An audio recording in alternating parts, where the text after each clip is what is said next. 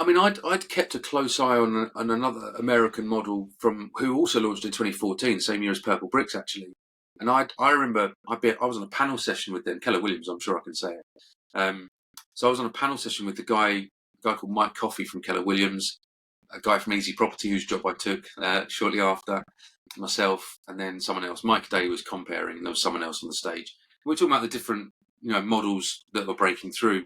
And when Mike Coffey from Keller Williams said we've got a 63-37 split, I was on stage thinking, shit, this is going to be big. Like this is a problem for us as incumbents. I was online, we were digital, whatever you want to call it, but 63% for the agents. I was thinking, man, this has got legs.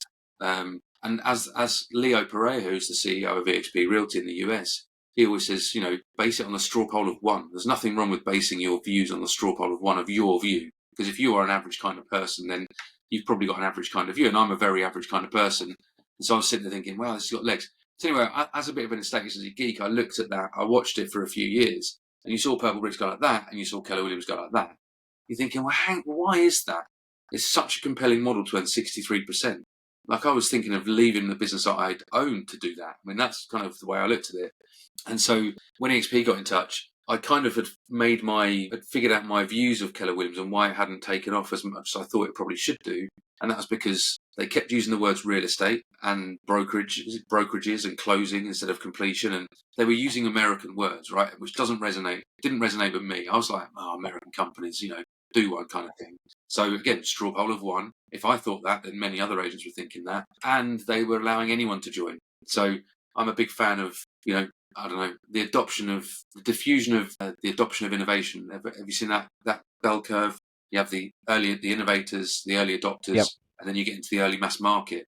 The early mass market in any product or service, any new product or service that's disruptive or new, has to see success from the early adopters and the innovators before the early mass market jump in. And so to get the innovators and the early adopters successful, in my opinion, you needed experienced agents.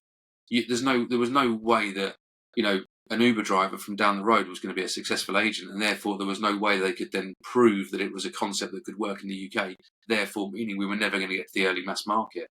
And so the 2 years experiences, that's where that came from, was understanding the adoption of innovation, or the diffusion of adoption of innovation, and what I'd seen KW do, which was just allow anyone to join. And of course they all go, oh yeah, but this person was successful and they were a fitness instructor. All right, well, show me the other people that weren't. Show me the other people who joined that haven't been successful. It's 1 in 20. 1 in 20 people with no experience will be successful.